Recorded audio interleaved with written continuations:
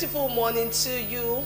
Welcome to Thursday's edition of Morning Ride. It's such a great time to be back on this set. And I'll tell you why as the time progresses. But we'll be here with you in the next few hours, breaking down the stories shaping your day, talking of politics, policies, and people behind them.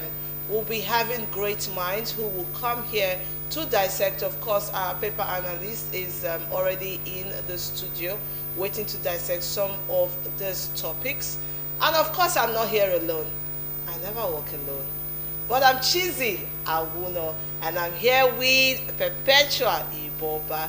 Good morning, Pepe. Good morning, Chizzy. How you doing? I'm good. So yes, I said it's such a great time to be alive because after 22 years, the Arsenal fans, they get to celebrate victory.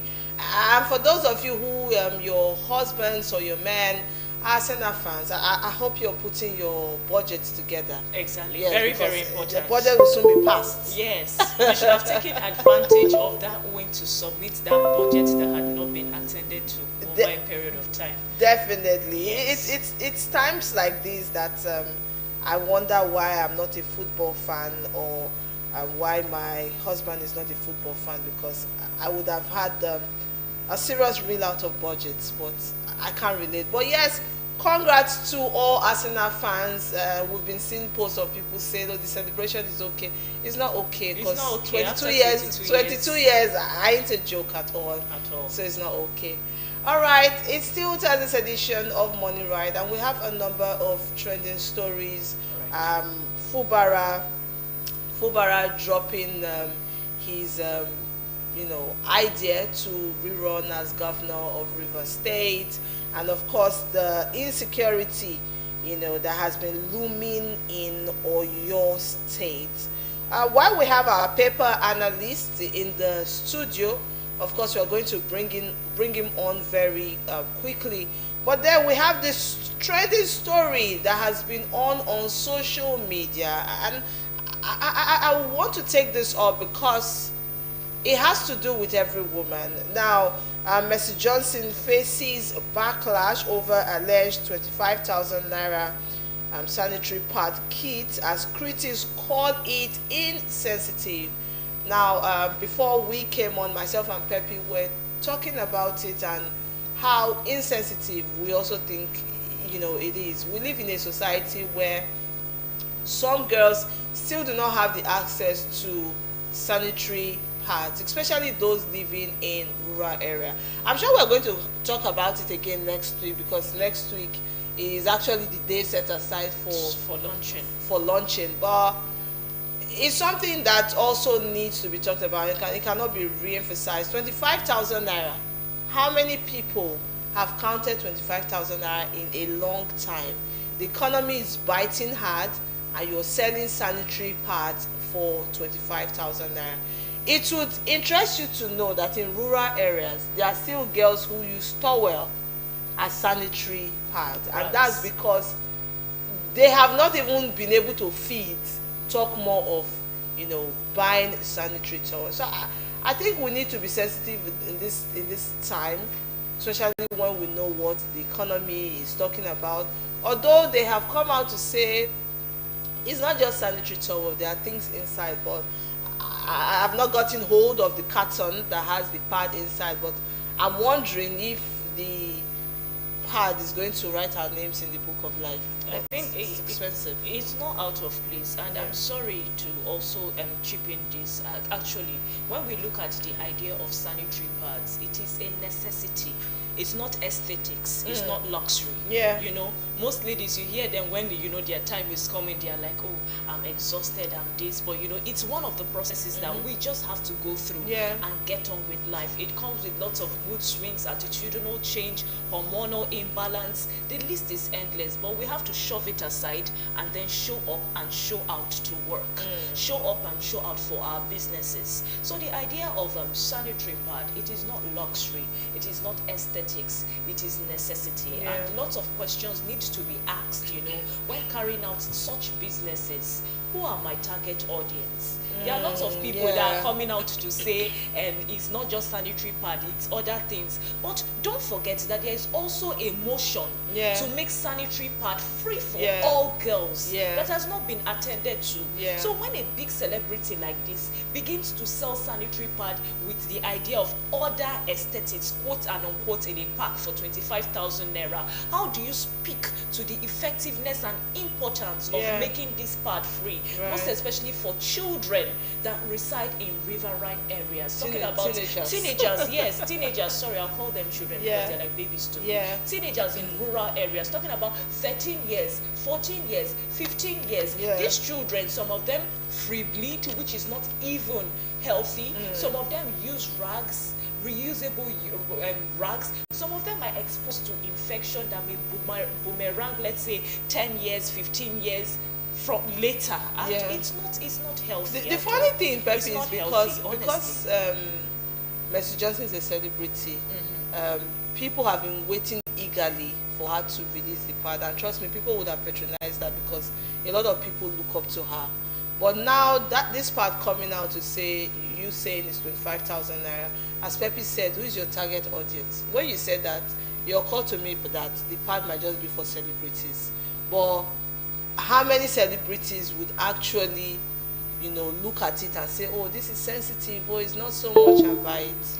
I think let's be sensitive. A man came up with an idea. I saw it online about months ago. He said, how about we make these sanitary pads free for all women? Like during gatherings, during retreats, let's say seminars, people just come up with packs and share that souvenirs. Like souvenirs. You're you're on, you're not on, just have one. Right. Even to the guys, because you have sisters, you could give a lady, you could gift a lady, because the amount or the prices of pads, depending on the brand, is going exorbitantly high. Gradually, but it's not the amount that you bought pad last year that you're buying it right now. So behind the scene, Pepe also suggested that we should also start putting sanitary towels in bathrooms, toilets.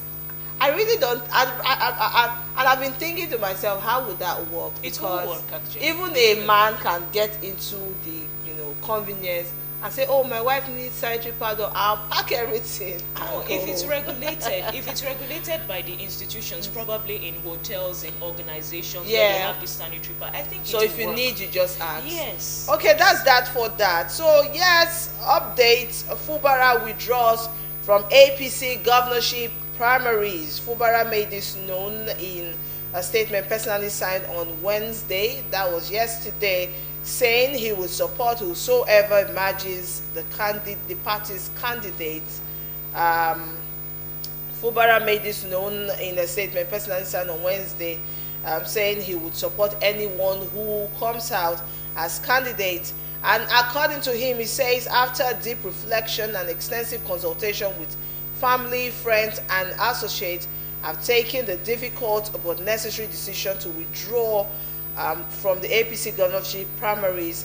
I do so with a full heart and with a firm commitment to support whosoever emerges as candidate of our great party, Fubara said. So Pepe, yes, we're going to get Mr. Boni Akeze to come talk to us about this, but from my own point of view, from all he has said, I think a lot of drama has happened since Fubara emerged as governor. Has he even rested? He has not rested, but I think he's going to rest from this point. He should rest.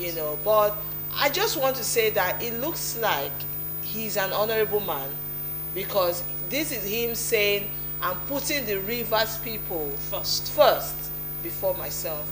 And I think that this is something other politicians need to consider. If you think that your being there isn't making things work properly, there's nothing wrong if you step aside. It's honorable. So yes, for me, I'll say kudos to Fubara. You're an honorable man. Maybe Mr. Boni Akeze might have a second opinion to that. And then moving on, or your state governor comes out to say, well, I understand the insecurity that is happening in the area as regards the kidnapped school children and teachers. And then he has also said that he's giving small groups who have come out to form security groups to say, you know what, the state has to be in support of your security agency. So if you want to start a security outlet, or, you know, just come to us and let us know. And his reason is that some persons might want to hide behind the guys that they are trying to help out sort out these security issues, but in real sense they are causing more harm to the community. But the question is, looking at those that were kidnapped, because yesterday we found out that the youngest person kidnapped among those people is a 2-year-old baby. Yeah. The list there were 3-year-olds, 4-year-olds, and I almost broke down on set because my head was asking, like, have that baby, have those children, are they fine? Eating? How are they traumatized? Are they traumatized? Because this is a scar. What has the government actually done to ensure? A teacher was beheaded. Yes. And sadly, that man has been married for 10 years without a child. That's so sad. And he was beheaded. And I don't want to think about the trauma his family is going through. What is being done at this point to ensure that those people are found and reunited with their families? I was just about to say that why I understand where the governor is coming from. We have gotten to a point where people now feel the need to secure themselves because they no longer feel secure under the government. So I think this is a point where the government need to tighten up security. Yes, it's good to know how you intend to secure yourself, but let the focus be more on getting those persons released. And truly, other children are still going to school. And this is also a time where you need to be your brother's keeper. It's so sad that sometimes people know what is happening in the vicinity. They know the bad people, but because it has not affected them directly, they just keep quiet. Be your brother's keeper. Well, this is not the end of Morning Ride. Our next segment, we are going to bring on our paper analyst, where he's going to dissect some of these issues, and of course our paper review, where we are going to be pointing out some stories on the dailies this morning. Don't go anywhere. It's still Thursday's edition of Morning Ride.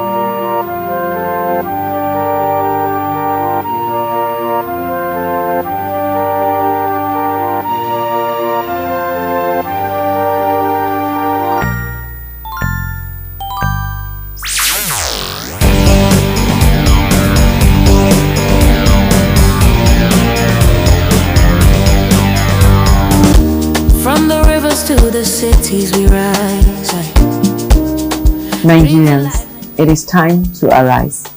Arise not for the change that we dream of, but arise to create the change that we want. It is time to bring your talent to bear, and this is a call for expressions. My team will create something that you will be proud of, but we cannot create a museum without you. So if you have this thing in your house that you've been thinking since forever, the world needs to see, bring it to us. If you have this talent that you feel that the world already knows or don't know about it, but there is one simple clause: it must be speaking to one of the 17 SDG goals. Donors, philanthropists, Nigerian government, it is time to lead the conversation our way. It is time to put our money where our mouth is.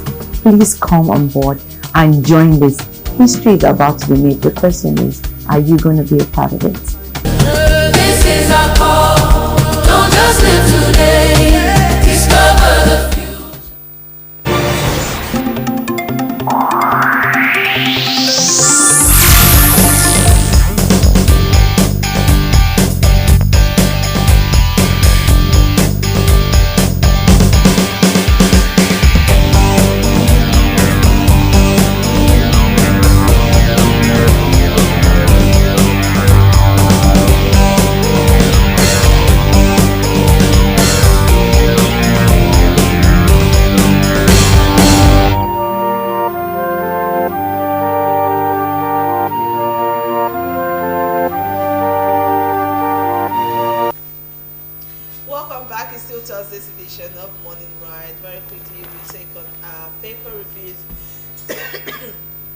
looking at what issues that are trending on the dailies today. We have the Vanguard newspaper, we have the Punch newspaper, the Nigerian Tribune, the New Telegraph, the Daily Sun, the Daily Trust, and the Daily Independent. We have This Day newspaper and the Nation's newspaper. Very quickly, we'll take on our first newspaper, and that's the Vanguard newspaper. First on the headline, we have this one from Nadeko at 32 on the Vanguard newspaper. First headline here says, oil subsidy exchange rate, cabals want me dead. This is by Tinubu. It has a number of riders to that story. It says, asks Nigerians to expect better deals in his second term. Shoyinka or Shoba Ladoja, others chart way forward for Nigeria's democracy. Another rider say sacrifices of democracy matter must not be in vain. Another story says that Echo honors Vanguard, orders for democratic struggles. At the top strip of the Vanguard newspaper, we have this one: insecurity. Nigerians have constitutional right to self-defense. Wow. This is by Presidency, and that's on page 9 of the Vanguard newspaper. Still at the top strip, we have this one that says APC Delta North primaries rigged, Ned Nwoko claims, and that's on page 8. You might want to know what that's about, so do grab yourself a copy. Okay, that's that for that. Let's take on our next newspaper. And of course, remember that the Mr. and Mrs. Corner is on the Vanguard newspaper. Alright, the Punch is the next newspaper with these headlines. Primaries, Fubara withdraws as APC governors emerge sole aspirants. And this story here says, Oyo abduction, Abbas demands rescue as military deploys jets. You can find this on page 12. And very quickly, the last story will be taken from the Punch newspaper. It says, Tinubu, Shoyinka, Ladoja relieve Nadeko battle at Obadokun's book launch. You can find this on page 17. Alright, and on the Nigerian Tribune, we have this first story: 13 incumbents set to return unopposed. That's on page 2 and page 3. It has quite a number of riders to that story. One first rider says, as Fubara withdraws from race, alias Kufas face challengers.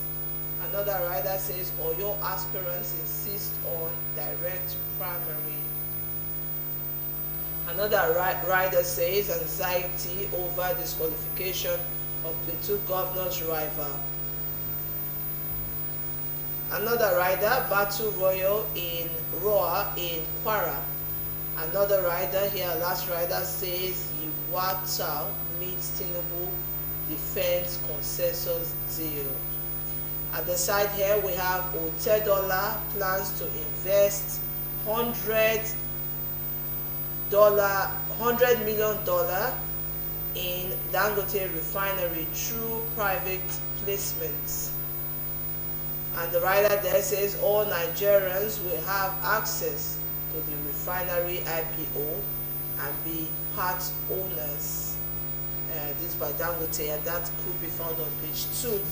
Another story: NDLEA arrests Nigeria-Mexico drug syndicate, seizes 480 billion naira met in Ogun Forest. And in health, mixing edible cannabis alcohol may impair driving more than expected. This by study. At the side here, at the bottom says gunmen adopt 2 crane workers in Ibadan. 2026 Hajj, Saudi authorities to translate Arafat's sermon into Yoruba, Hausa, 33 other languages. At the top strip here, we have this one: Atiku, Amechi, Yahatuddin appear before ADC presidential screening panel. That's on that. Do grab yourself a copy of the Nigerian Tribune newspaper. The New Telegraph newspaper is next with the following headlines. Insecurity and rising attacks on schools. Nigerian Union of Teachers threatens strike, says enough is enough. As NLC warns that nowhere is safe, Abbas calls for timely rescue and precise operation. Kidnapping, despicable, condemnable act. This is coming from Bishop Aladekume. You can find this on pages 3 and page 27. All right, at the top strip it says, Kalu backs one China policy, urges Taiwan-China reconciliation. Okay, you can find this on page 4. ADC screens Atiku Hayatuddin for presidential ticket. Ebola, fan activities, preventive surveillance at airports. At the top strip, IPO, Otedola plans $100 million investment in Dangote refinery. And lastly, Rivers Guba, Fubara meets with Tinubu and withdraws from race. Says some truth, best born quietly. You can find this on page 4. All right, with me here is the Daily Sun newspaper, and the first bold headline says 2027, Jonathan warns of looming danger. The writer there says darker days ahead if court continues to determine outcome of elections hinges fate on May 26 court ruling.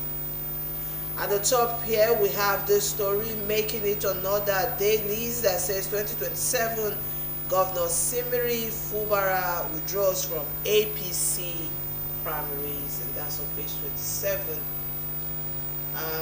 This editorial here says fragile peace in varsities under threat by FG and ASU. At the bottom strip we have this one, presidency moves to rewrite 26-year telecom policy, eyes 1.6 trillion naira revenue, 2 million jobs. Another story says court decides ADC AP orders registration June 5. Another story here says Nigeria now produces 10,000 passports per hour.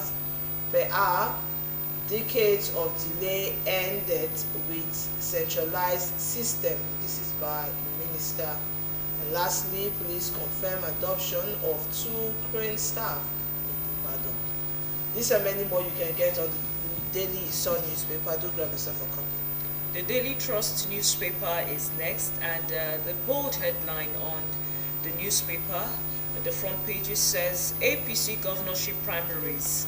Fubara withdraws as aspirant battles in 8 states. On the top strip, NDLEA records largest seizure of 480 billion naira worth of drugs. 8 persons die in Kano, Ondo, Gombe, Lagos road crashes. Assembly primaries, longest serving speaker, Barakat, Uduahan's daughter, others win. And at the bottom strip, ADC presidential ticket, Atiku, Amechi, Hayatuddin to no fate, May 25.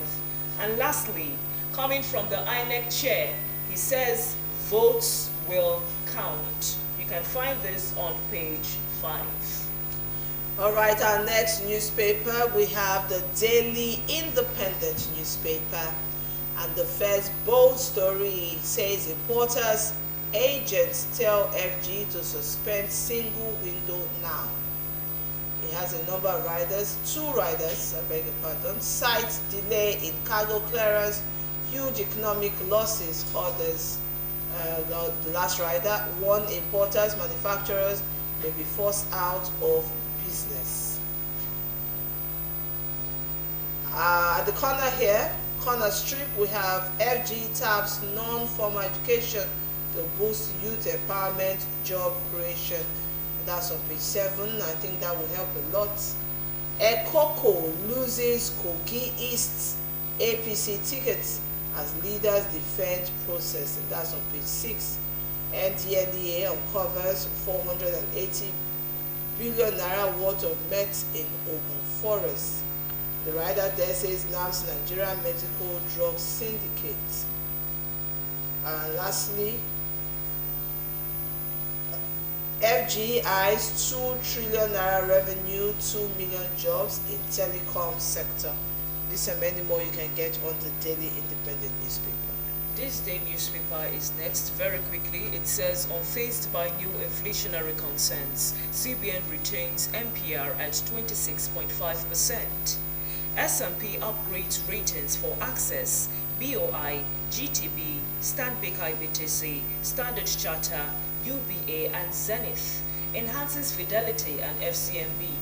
Dangote Refinery targets September IPO, and Otedola promises $100 million private placement.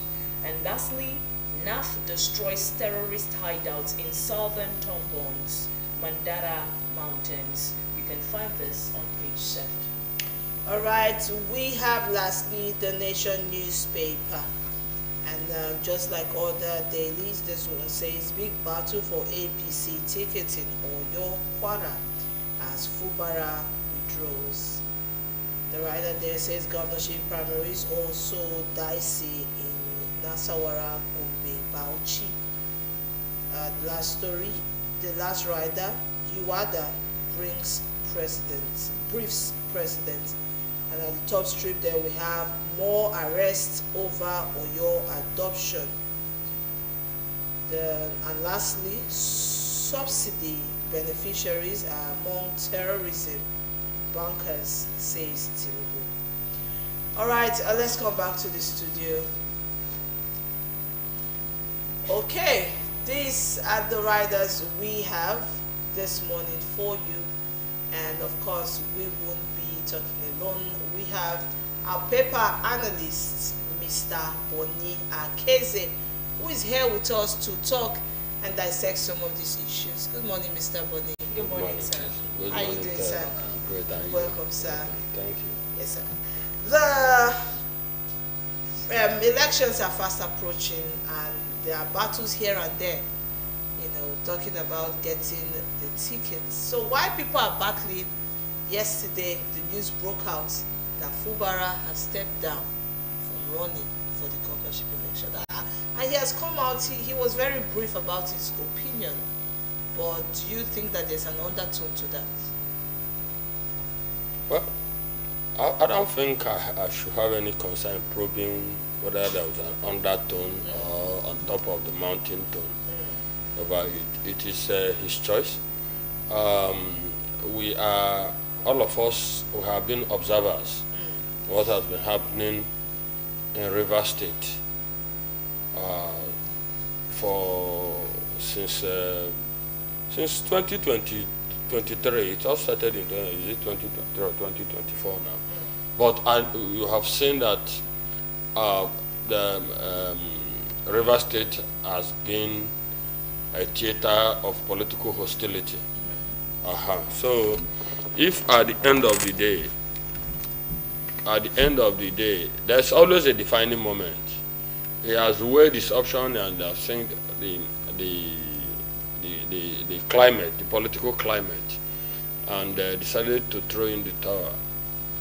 He's entitled to that decision, and I think it is needless to be doing any analysis over it. The only thing that has happened that it has shown that he's not going for election. So he's going to be since 1999, he's going to be the first governor of Rivers State to have only one term in office. There's always a first time in life. In everything in life, there's always a first time. So if it will go down in the political history of Rivers State, that in this Fourth Republic, Fubara became the first governor to not go for second tenure, not because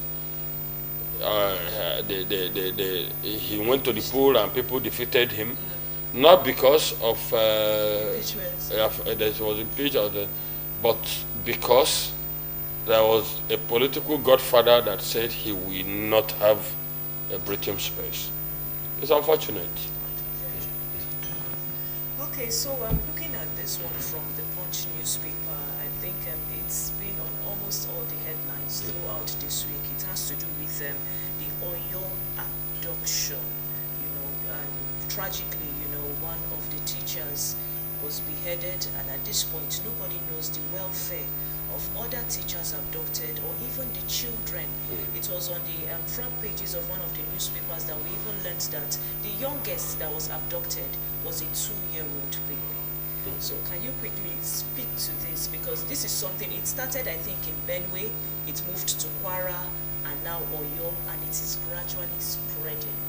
So what is our fate actually? What is the fate of Nigerians at this point? Do you think that we should start pushing for Nigerians should have equipment so that if these people come, we can defend ourselves? Or what do you think? Just to add to what Pepe has said, small security groups have started, you know, putting themselves together, right. And the Oyo State Governor has come out to say that before any security group can operate, they have to be properly, you know, registered to avoid, you know, criminal activities going on. Okay.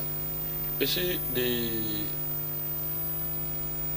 let me take it from this angle.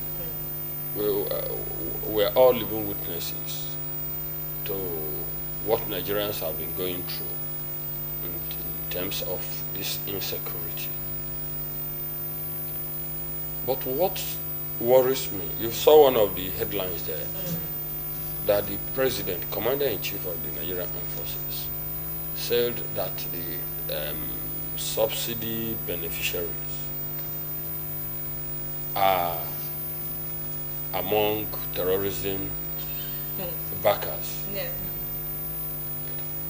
I also saw another headline when he was speaking through, I think he was represented at that event, the Obadeko's book launch on Nadeko, that he said that the subsidy cabal, on which other subsidy and one other, listen, that they want him dead.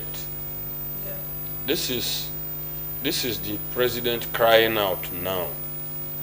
I mean, the commander-in-chief of the armed forces is crying out. So oil subsidy exchange rate cabal. Oil subsidy and exchange rate cabal. Yes. Want him dead. I think it was only during Obasanjo that we didn't hear about cabal. During Jonathan, I remember how Alison Madeke came on TV and showed our hands are tied. And Nigerians were saying, who are these people who tied your hands? During Buhari's time, we talked about cabal. Today, now, the president is talking about cabal.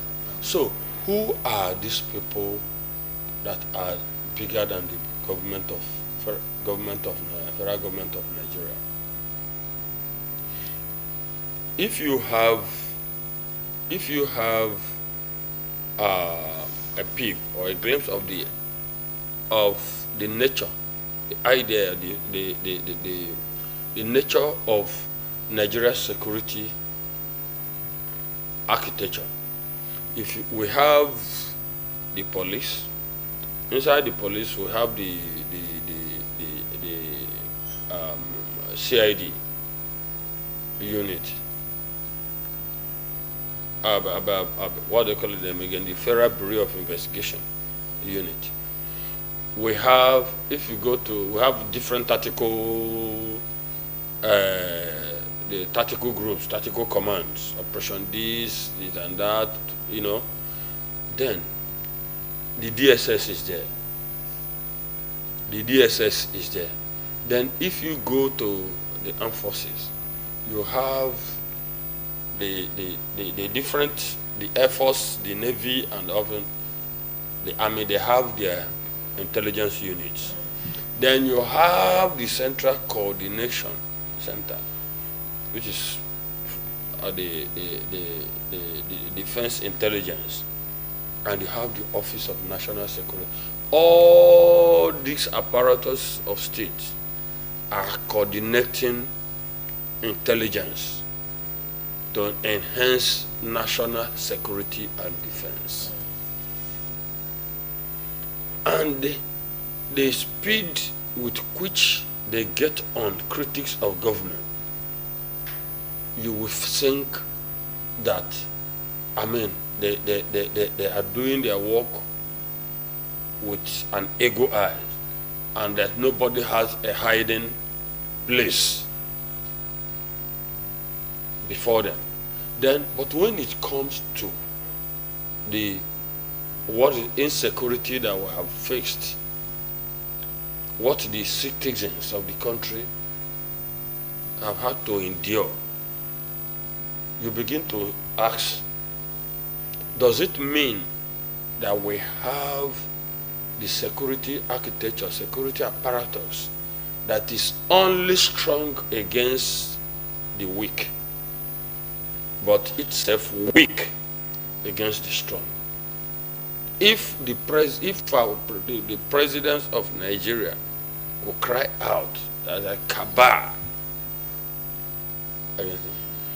are you sure these cabal are just only internal forces, or is it a global thing that is holding Nigeria at the jugular?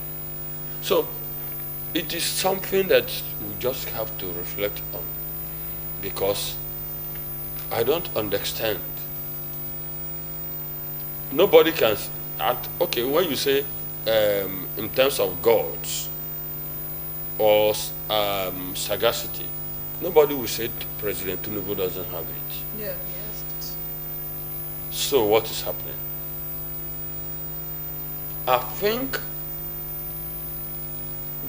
my own thinking is that we have paid so much interest to politics and how to grab power than every other thing. The nature of our game of power politics is such that every other thing, aspect of our life, national, of the state, seem to have been hyper politicized. Okay, this next story is still linked up to the Oyo, saga, saying insecurity, rising attacks on school. NUT threatens strike, says enough is enough. Now the writer to that story says NLC also warns that nowhere is safe. Do you think that this case is bigger than the NUT body? Do you think the body is even strong enough? Because this will not be the first time that students will be kidnapped while learning. I think we should not waste our precious airtime here to talk about those. How many times can you count how many such releases, such statements, NUT, and any label, NLC that have given out? What was the follow-up? Please, let's go to other things. Okay, our next story, Otedola places $100 million stake in Dangote refinery. Now, Otedola disclosed this on Wednesday after leading a delegation of top executives from First Gold Co. on a visit to Dangote refinery. According to him, from a personal note, I have appealed to him, Dangote, Aliko. I have been here with him 25 times, so my compensation is he's going to allocate to me shares worth $100 million in a private placement, the billionaire said.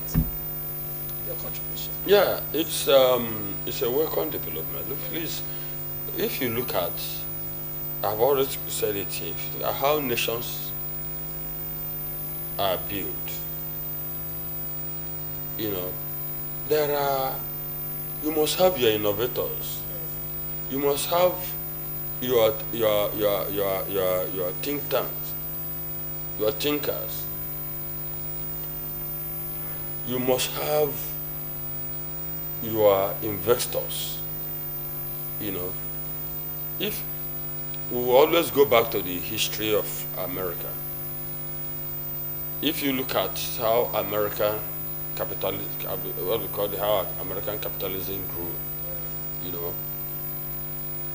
from the founding days,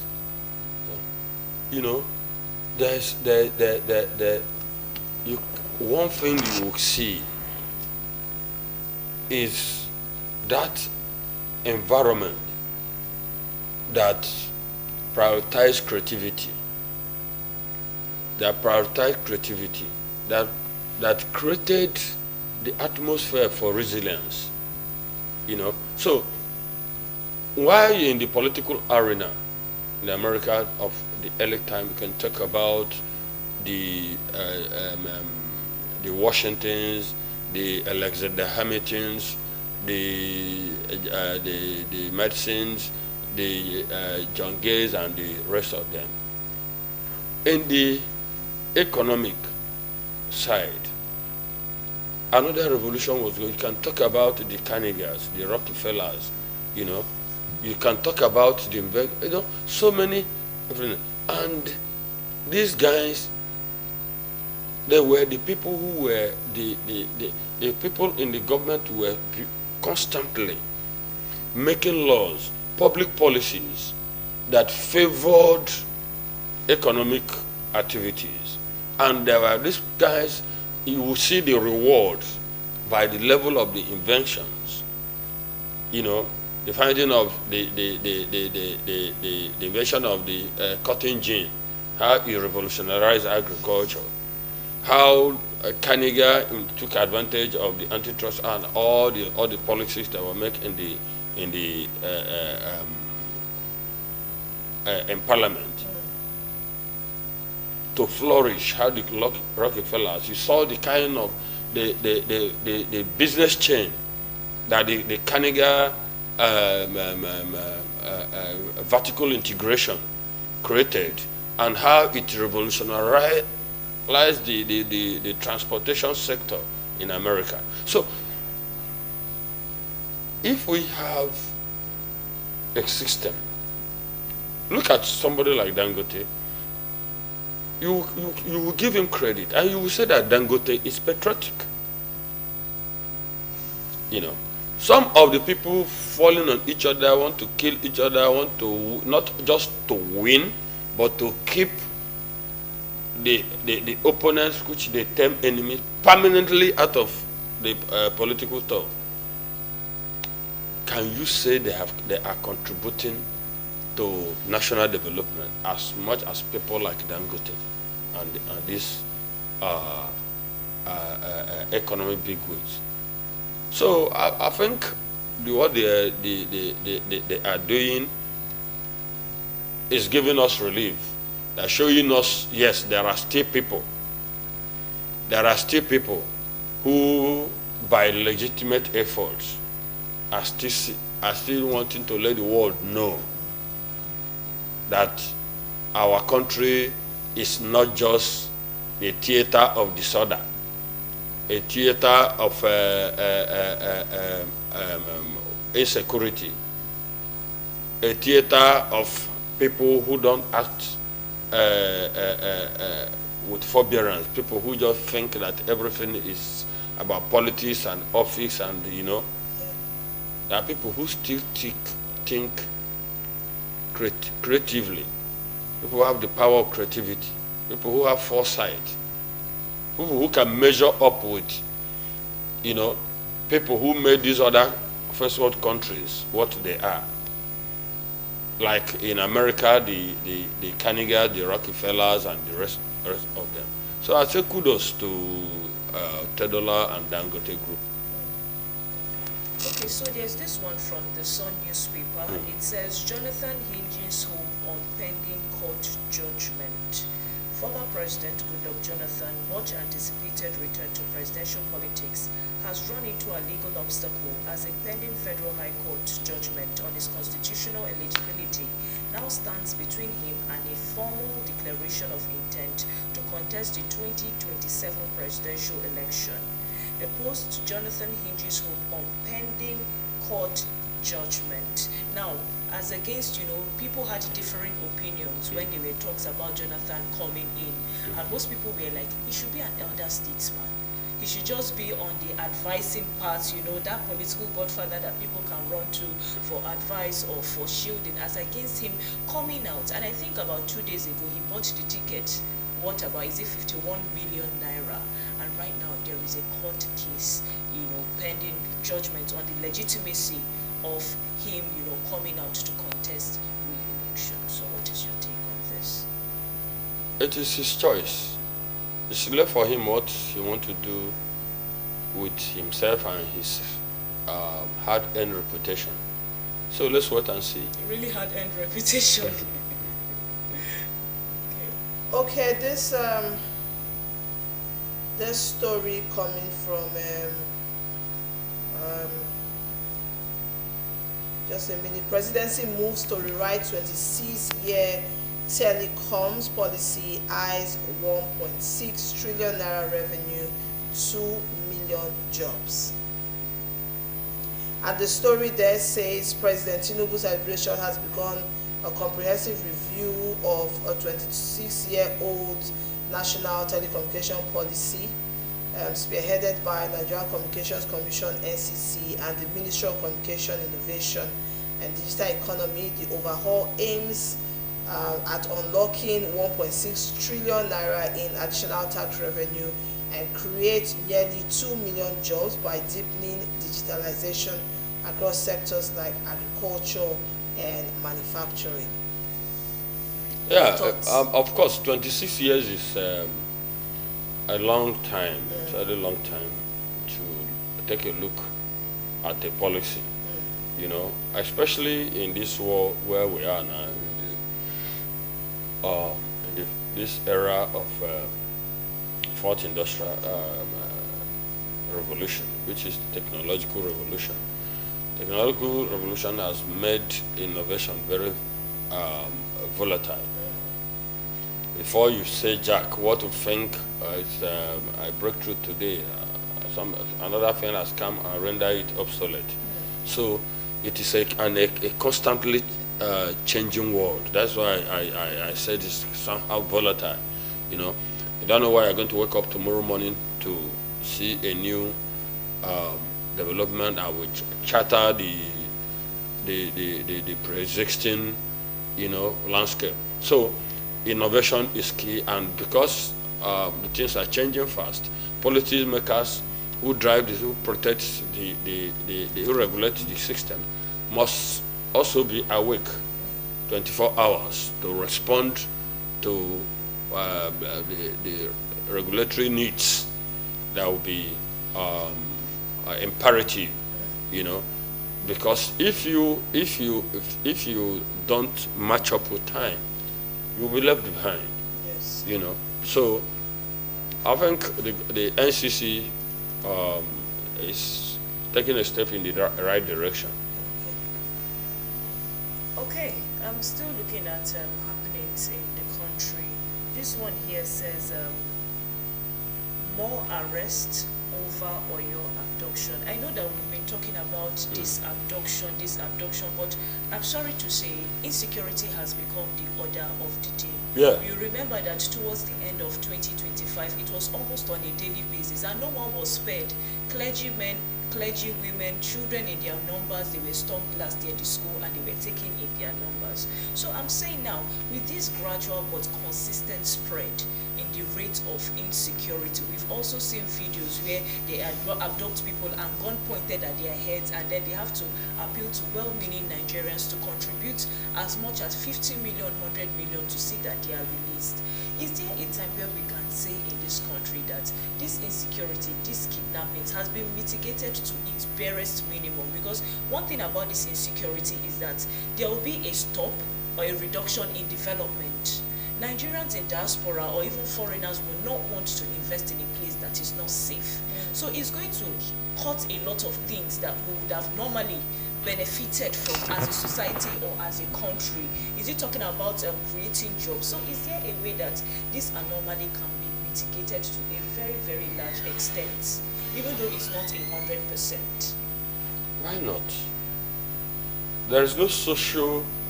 These are not like what would I call it?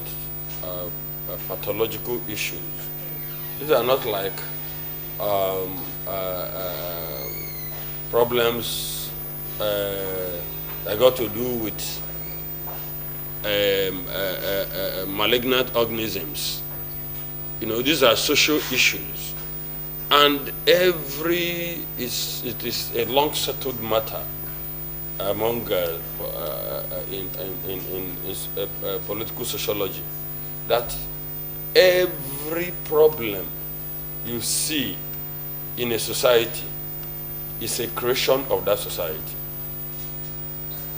Every problem you see in a society is itself a creation of that society. So, because it's a creation of that society, its solution is also embedded in that society. So, if you say can means, do you have the capacity? Does the capacity exist? Can we solve the problem? Yes, we can. Another one is, could we solve the problem? That means, are we willing? So there are two different things. Do we have a solution? Is it possible to have the solution? If we don't have it today, if we get committed to say all our priority, all eyes on this thing, every other things can just, well, we want to deal with this issue. We want to make this a national emergency, and we want to, in doing this, there's no hold back. There's nothing that will be left.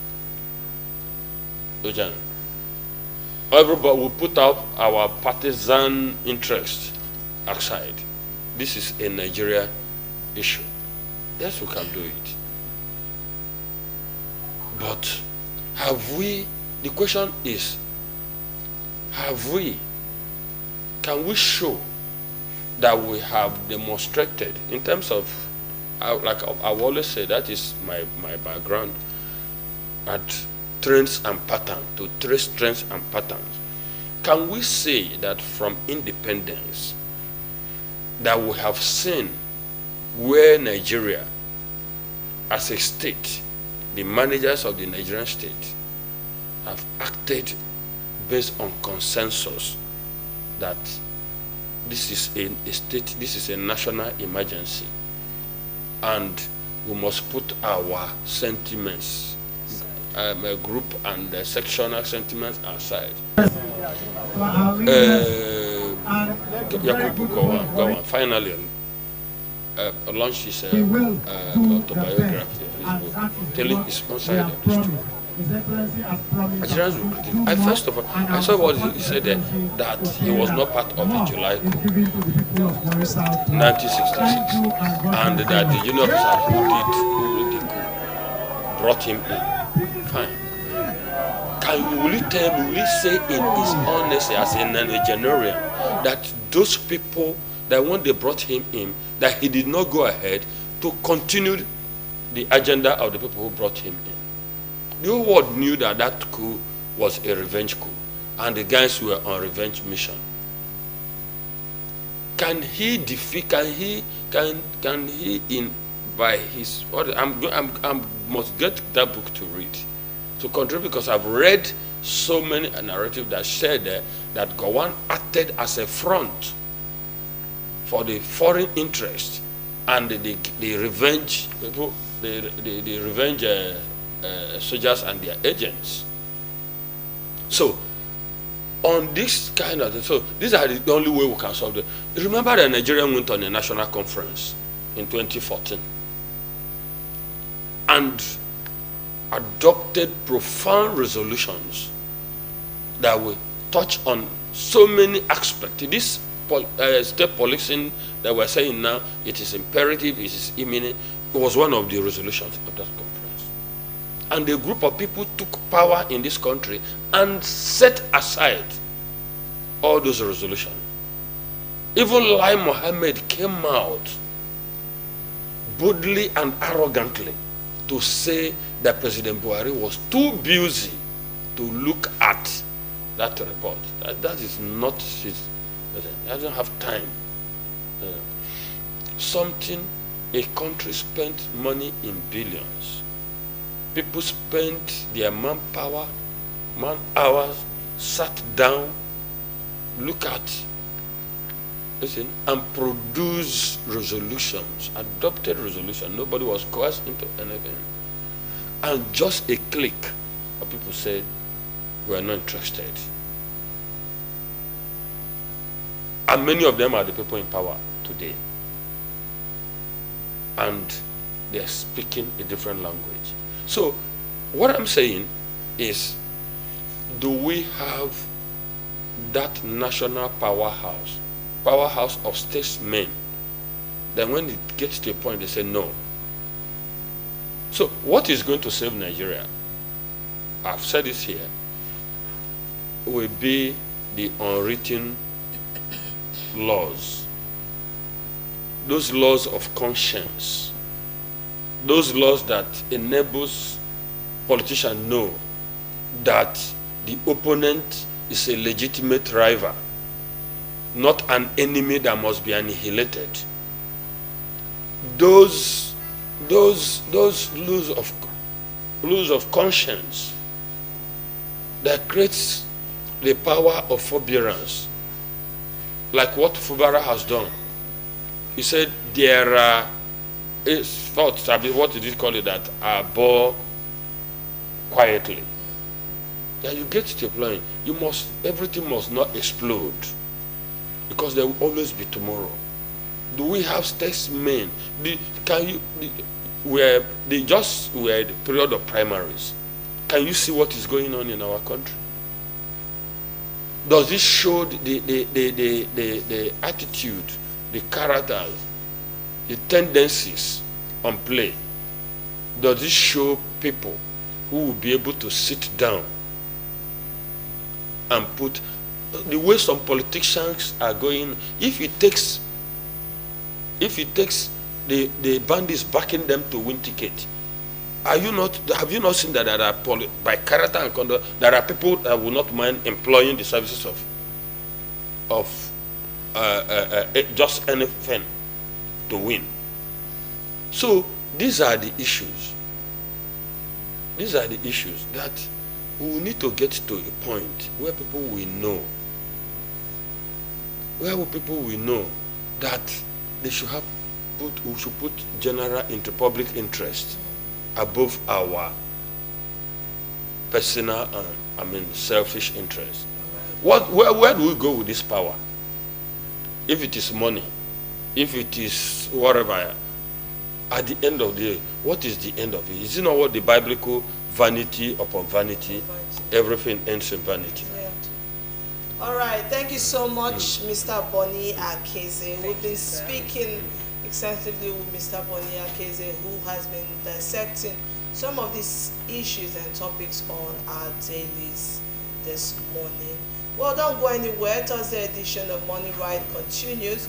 On our next segment, we'll be bringing Comrade Nnamdi of Ofonye, who is going to be talking to us on equity, fairness, and justice in politics, and letting us know if truly it can be achieved. Don't go anywhere. It's still Thursday edition of Money Right. Thank you.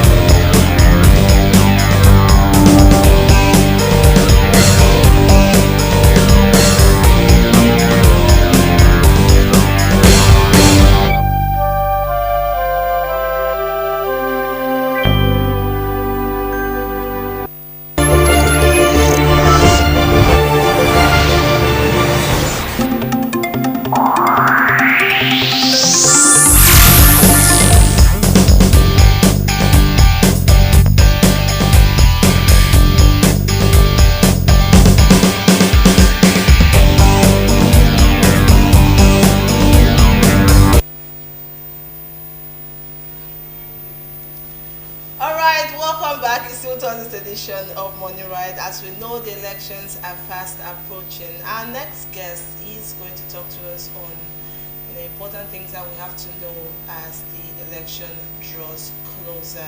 With us seated, we have our guests, Comrade Nnamdi Okufulueze Ofoni, and he's going to be talking to us on the topic, equity, fairness, justice in politics. Can it be achieved? Welcome, sir. Good morning. Good morning. How are you doing? I'm very fine. Thank you for having me. Yes, welcome. So first of all, we'll start with the big one. What's your view in everything that has been going on so far as regards the primaries? Okay, primaries of which of the parties? We have several political parties now. So. APC now, you obviously. He was an APC man. Okay, fine. Good morning, viewers. Good morning. It's my pleasure being here. Okay, yes, the APC has been having its internal primaries, and today, even as we speak, the preparation for the governorship primary, it's on. Based on the Electoral Act 2026 as amended, that removed the delegate system of primaries, which we used to be aware of, or which we are used to, and replaced it and insisted on just having just consensus and direct primaries. If you've been following up, you must have seen that the APC has adopted direct primaries, a system whereby all registered members of the party are allowed to vote where consensus failed. Their major choice, as we know, was the consensus arrangement. But know that over time, when you talk about consensus has always ended up being a subtle form of imposition. When they tell you they are going for consensus, it has always ended up being imposition whereby a group of persons will just decide without carrying the generality of the people along, and even the aspirants most times are not even aware, and they just can say the leaders have decided and they just. So in the wisdom of our lawmakers, that's why they insisted on that direct primary, and that's what APC has adopted. But unlike what we thought when the Electoral Act was signed into law, many people, politicians, everybody, we are all happy that power has returned to the people. But in the long run, for what we're seeing, we're now seeing that it was a case of renaming of the pattern, because the habits, the old habits are still there. We've seen crises here and there, we've seen rejection, we've seen multiple results flying here and there from different camps. And disgruntled persons. People who are disgruntled are even more than what it used to be. So that is the situation that we are in now. We're hoping that the party, the leadership at the leadership level, are able to resolve most of these crises. But of a fact, there's been pockets of across the country, not just in Delta. So that's the situation on ground right now. Okay, let's come back to our topic, equity, fairness, and justice. How would you define equity, fairness, and justice in a political context? Yes, equity, fairness, and justice, as we know, I have always been an advocate of that. But it's difficult when you try to push it in the Nigerian system, political system, because we have a political system where everybody believes that might is right. Once you have the power, you don't care about fairness, you don't care about justice, you don't care about how your opponent or the next person feel. All you know is that you must grab the power using everything at your disposal. And this is one of the reasons why we will continue to have crisis, both in politics, in the socio-political Nigerian atmosphere and the rest, because wherever there is no equity, fairness, and justice, it's difficult for you to have peace in that place, no matter how you look at it. So achieving it will require institutional change. There must be a deliberate effort to this, towards achieving this. It's not going to be something that will come easy, because our modus operandi over time, from time immemorial.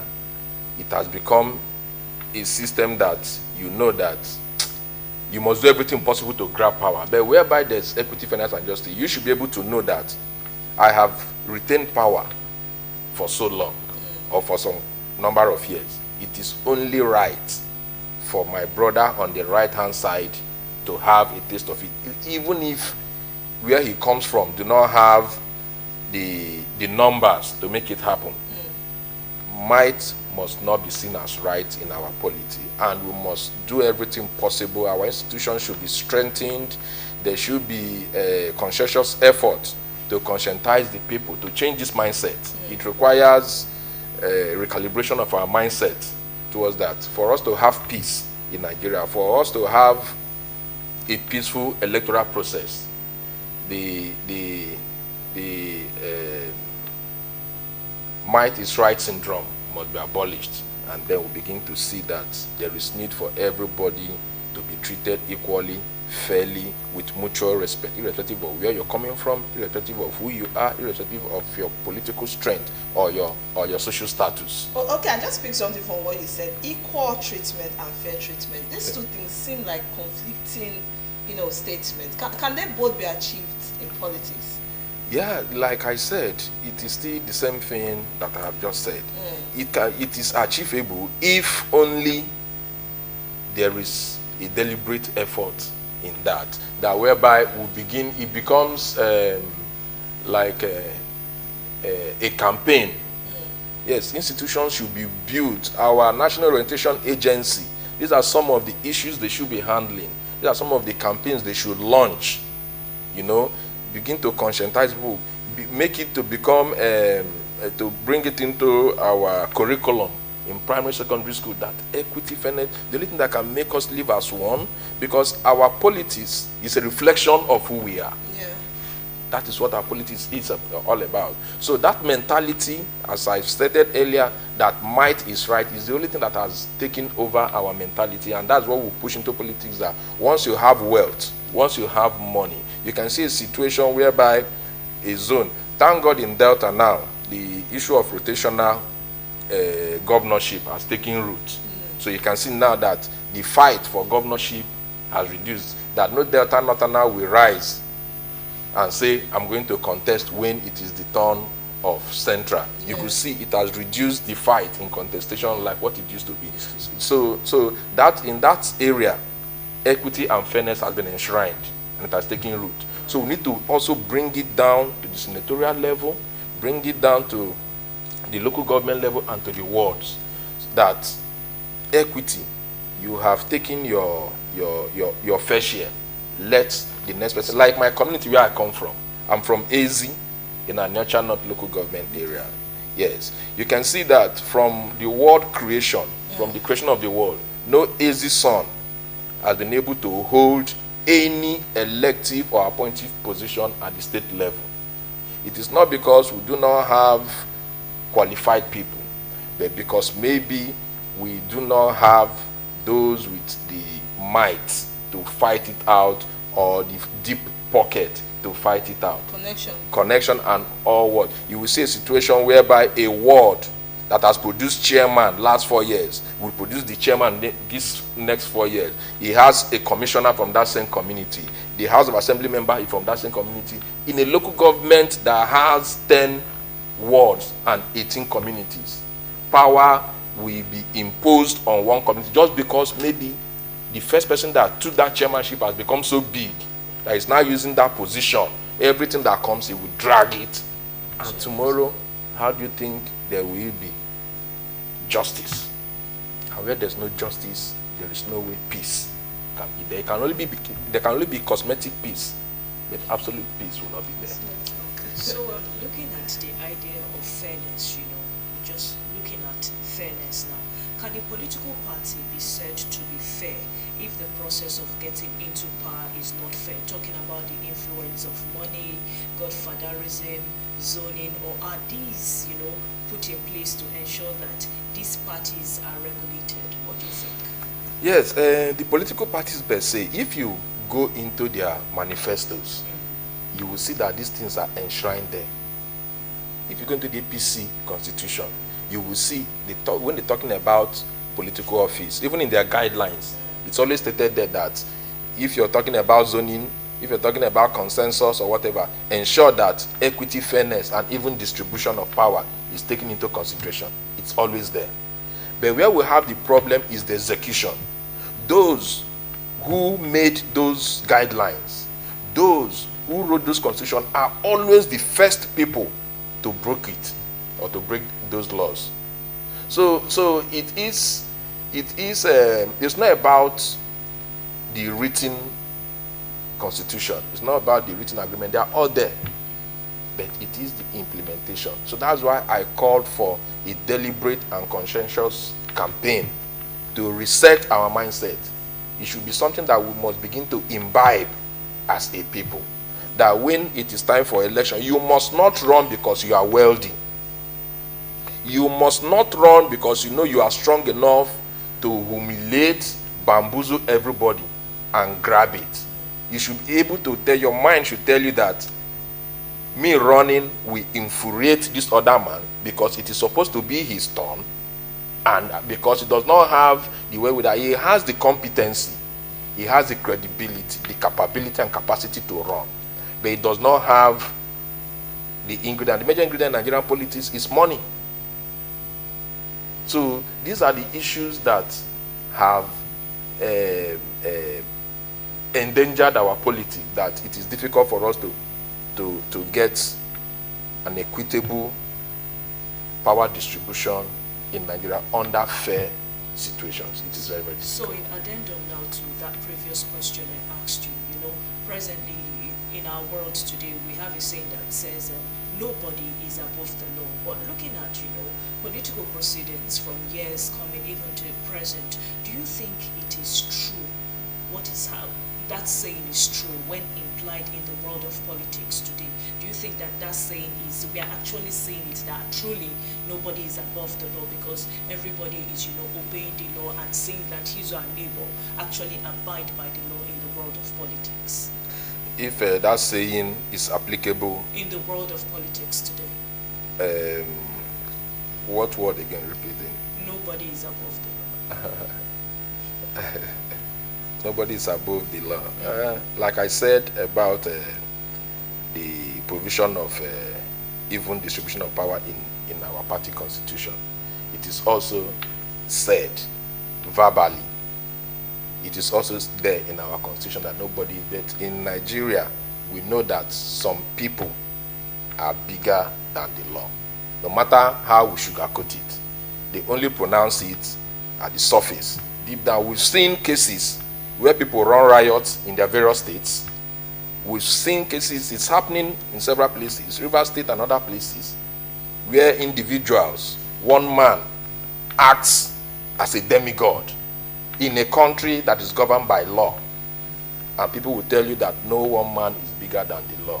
It is only a verbal statement, but in application. So we have a lot of work to do. This is happening because our institutions are so weak. Our institutions respect individuals. They don't look at the law when they are carrying out the activities. We have seen cases whereby the EFCC would know that so person, during his time, many things went wrong. But because of who he is, the EFCC do not go for them. We've seen cases that the police, Nigerian police force, somebody that the whole world knows committed a heinous crime, but because of who he is, because of his contacts, because of his connection, they don't go for such persons. But we have seen cases where frustrated Nigerian individuals commit just minor offense and they've been taken up and dealt with. So when you say that some person, nobody is bigger than the law, yes, it is stated there, but in application, it's not so, and there's need for a change. Okay, please let us know, because I've been wondering what institutional reforms would move us closest to a more equitable political system without creating perverse incentives. Because now we're trying to find a solution to the problem that we are neck deep in right now. The solution is simple. it takes one, building of strong institutions, whereby our institutions will be made to be a no respecter of anybody, so that those ones that will be saddled with responsibility of ensuring. That's why we have we used to have what do they call it,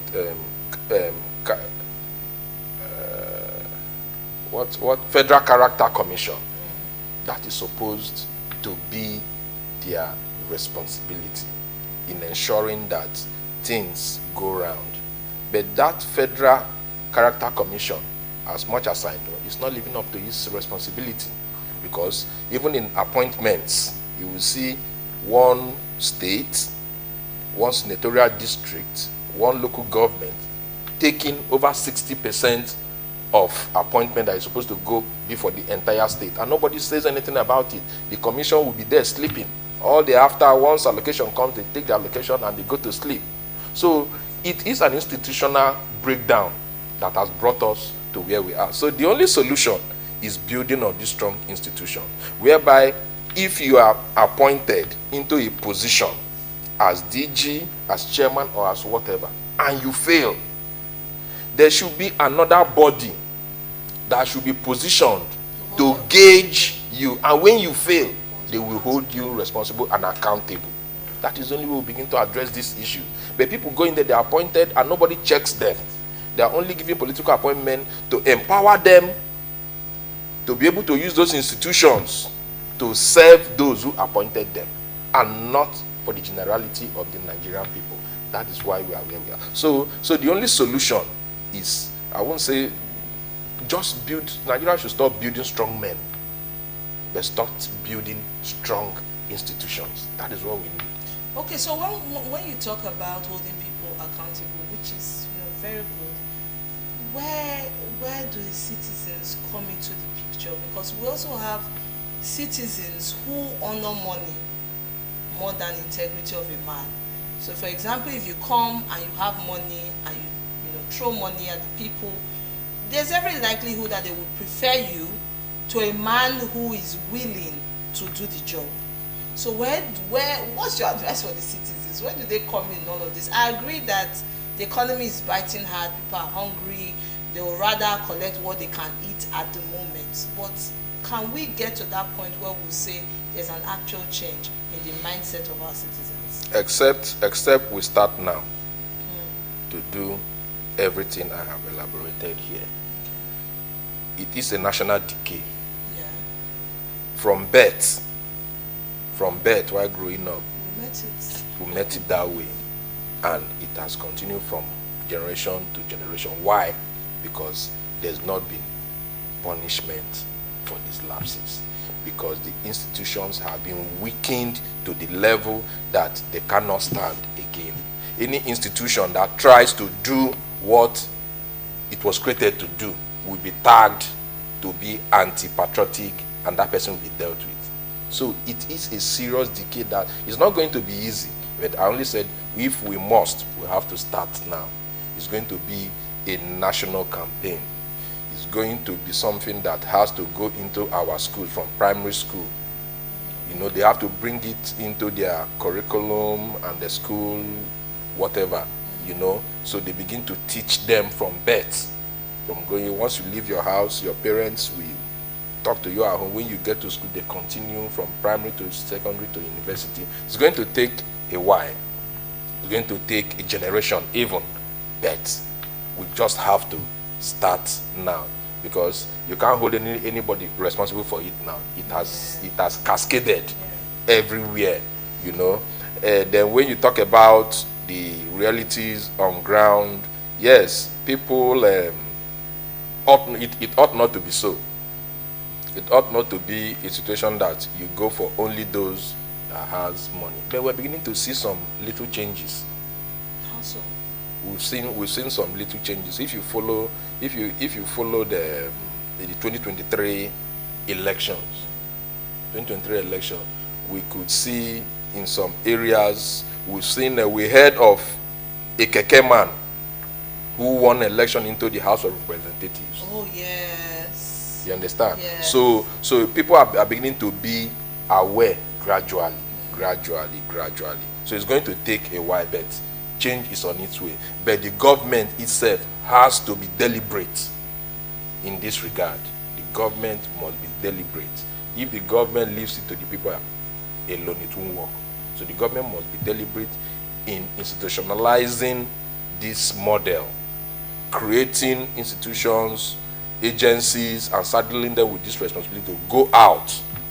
And that's why I talked about the Nigerian Orientation Agency. When we were growing up, I can remember so many things that NOA used to do those days. Once you put on your TV, you see campaigns.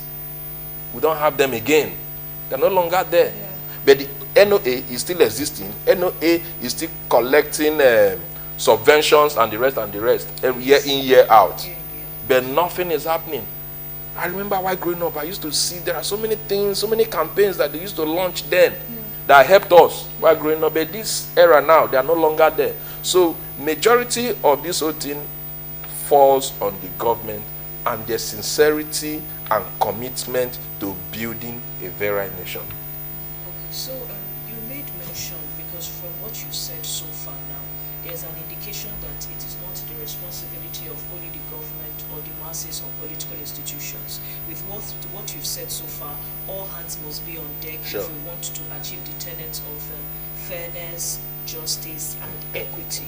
But the question I want to ask is, if you have probably, let's say, 2 reforms to push today or tomorrow to see that everybody is involved and we get to that promised land of achieving these tenets, what would those reforms be?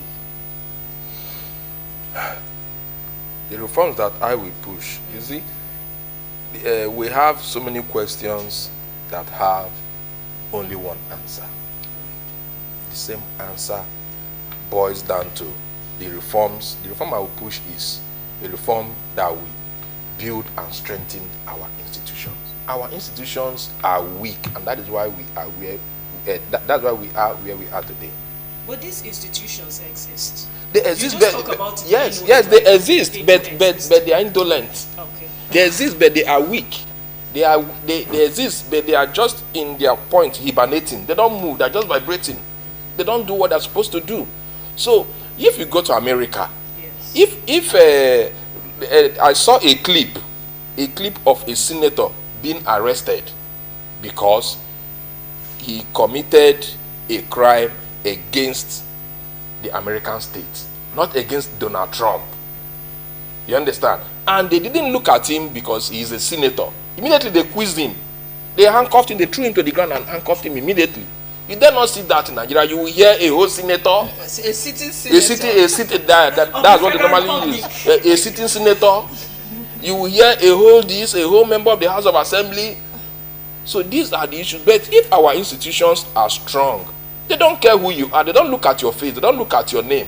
Once it comes in and they investigate and find you culpable, they come for you. You understand? We've seen cases. I gave an example before. The Nigerian police force. So many cases.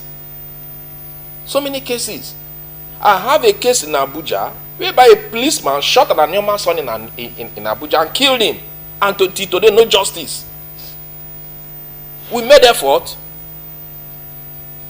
We petitioned the National Assembly, petitioned the House of Reps. Did they do anything? No. So these are the issues. But once you have a strong institution, you don't even need to bother yourself to fight for it. It is not your right as a citizen to fight to get justice. It is the responsibility of all those institutions created for that purpose, because they are being sponsored and paid with the taxpayers' money. So we don't owe them any allegiance. They don't need to like my face to do what is right. So it's a national decay, and we must have to start now. Okay, Conrad Nnamdi, while you were talking, I was just about to, you mentioned the justice system. Have they helped us? That's another issue that will take a whole day to discuss. Our judiciary has also failed us. Without sounding apologetic to anybody, the judiciary has not been fair to Nigerians. The judiciary has not been accountable to Nigerians. They've not been responsible to Nigerians. So the answer is no.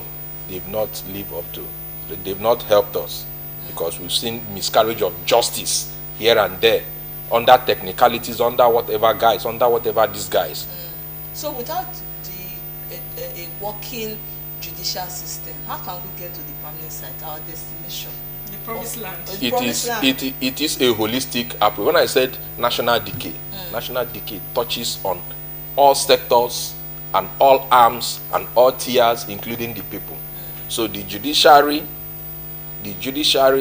is an arm of government. So it touches both the executive, the legislature, the executive, the judiciary, the people, everybody.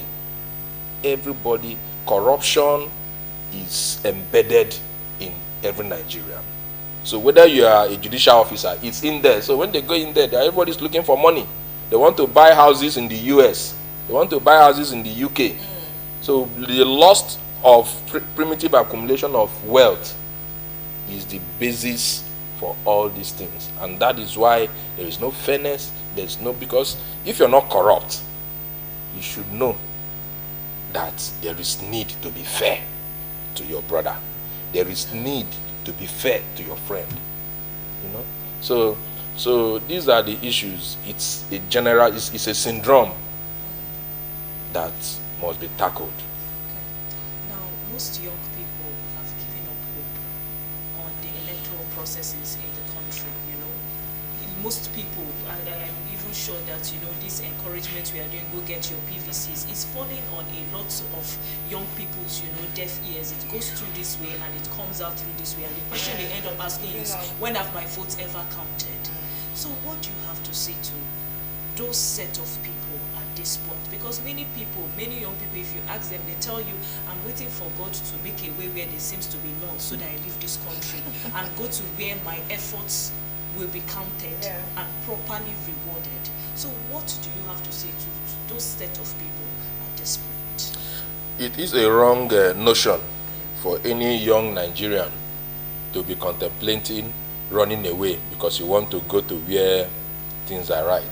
For me, if I had wanted to travel, I have the opportunities long years ago. But I've said no. We will stay here, fight it, and build this country. It is ours. America passed through this phase. All great nation, but it took the succession of good and determined leaders to change it. Look at Rwanda today. You understand? So we can do it. The young Nigerians, they should cut off that mentality. You must get involved. I'm the national president of Anyama Youth Forum Worldwide, a position that I've used to engage and mobilize Anyama youths to get involved in politics. It is not ideal, it is not enough to complain and sit back and say, when has my vote ever counted? Keep pushing. If you vote 10, at least they count 6 and manipulate the remaining 4. The next election cycle, they won't be able to count only 6. They will count 7. Okay. It will keep improving. Yes, it will keep to a time that it will be difficult for them to. Unlike in 1999, elections were far worse off than what we have now. But you could see, if you monitor election trend, you could see that every 4 years there are improvements. No matter how small they are. So the youths must keep getting involved. Even the political class now said they are even scared.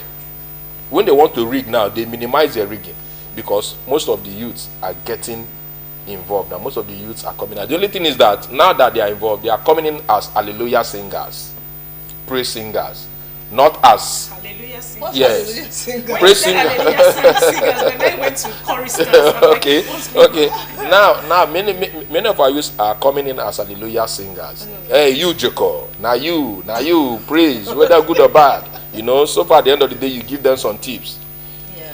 But I know that the next 4 years, most of those people that sang hallelujah this year must have seen something that after singing hallelujah for these guys, these last 4 years, they abandoned us. So they will come with a different, next 4 years. So they should continue to get involved. Yeah. They should continue to get involved. Yes, it is better that you try. My dad will tell me, there is no shame in tears. Do not be afraid to cry when you're broken. It is better to try and fail than not to try at all. So let the youths keep pushing. I'm a youth, an older youth. In the Nigerian context, say for Nigeria, in Nigeria, even a man of 50 years is a youth. Is a youth. Is a youth. To a very large extent. It's only when you make money. And it's not their fault. Because our political class have so much rubbish the system that no matter your age, if you are not wealthy, they don't respect you. That is what happens in Nigerian politics. If you are not wealthy, if you don't throw money around, they will bet. If you are a boy of 20 years and by the special grace of God, whatever you make money, no matter how you make it, and ball into Nigerian politics, the way they will carry you, they will place you where they place men of 70 years. But a man of 50 years or 60 years who does not have money will be thrown to the back. They will even tell you to go and sit where the youths are sitting. Stop making noise here. So it is. We have a lot of work to do. So the youths must keep pushing. They must not relent. Get involved. Don't say my vote never counted. Never counted. Go and vote. Okay, Comrade Nnamdi, you said get involved. Don't say your vote don't count. Aside from people wanting to vote, there are also people who would want to contest. But then the price of the tickets are screaming. What do you have to say about the prices, the price tag put on these tickets? That falls on the political parties. Was it right? It is not right if you want to encourage mass participation of the youths. You should be able to make your tickets, your forms to be affordable. But most times these things are designed to make money for the political parties. To do what? To use it to run the system. They have staff, they have so many things, electioneering, they use it to raise money that they will use for campaigns. You understand? So that is it. But even at that, they should be considerate in some of these things. That is the only thing, one of the hardest way, one of the biggest snag that they've put on the part of the youths, getting involved and trying to ascend to political power. Because it's not enough to just be a party member when you don't aspire. So they must be able, they should be ready to create an enabling environment for the youths to be able to thrive and aspire. Because of the truth, what we have upstairs now is far, far bigger than what our elders had. Whether they like it or not, with all due respect. The innovations that we come up with now, they don't have it. So those innovations are not just in technology, science, and engineering. It's also in leadership. Because if you see what our little kids, things they create these days, children of 5 years. Yes. I know how old I was before I could read. But my 5 years daughter can open her book and read now. So it's there already. But the only thing is that the elders have not agreed among themselves to open up the space. But me, I don't believe in the fact that these our fathers will just wake up and bequeath power. It is something we need to fight for. We need to compete with them. We need their guidance. We need their experience at some certain level. But at the other level, they should be ready to also guide us and empower us to be able to break in, for the youth to be able to break in and ascend this power. So the youths must not just go into politics as card-carrying members that we only use to vote these elders. You must be able to go into politics with the mindset of aspiring and ascending to political office, where you can use to change your generation. All right, thank you so much. Your last word as we draw the curtain. Yes, my last word is something as what I've just said. We need a attitudinal change across board. We must begin to imbibe the spirit of equity, fairness, and justice, because that is the only thing that we bring about peaceful coexistence among the people of Nigeria. Thank you so much, Comrade Nnamdi. It's been an absolute delight speaking with you on this set. Okay, we've been speaking. It's my pleasure. Thank you very much. We've been speaking extensively with Comrade Nnamdi Okufulueze Ofonye, and he's been talking to us on equity, fairness, and justice in politics can it be achieved? And from everything he has said, it indeed can be achieved, but it takes me and you to do the right thing. It's been an amazing time on Thursday's edition of Morning Ride. Your last words, Pepe. Okay, my last words, be security conscious. Yeah, the era has gone there. We want to be adults and, we just go out without telling people. At least tell someone that you trust, even if you're going, as close as a shop in front of you. Tell someone. If you're traveling out of the state, out of town, send your location to someone that you trust, and above all, take it one step at a time. Everything will definitely fall into place. And for me, I'll leave it by saying, if you see something, do say something. Security is a concern for me and you. Thank you so much to everyone who made this possible. Our producer, Mama Kay, the woman behind the MC Arrow, Mrs. Augusta, and of course our cameraman, Eunice, and everyone who made this possible. Until we come your way tomorrow, bright and early at 7 a.m., I'm Chizzy Awuno. Good morning.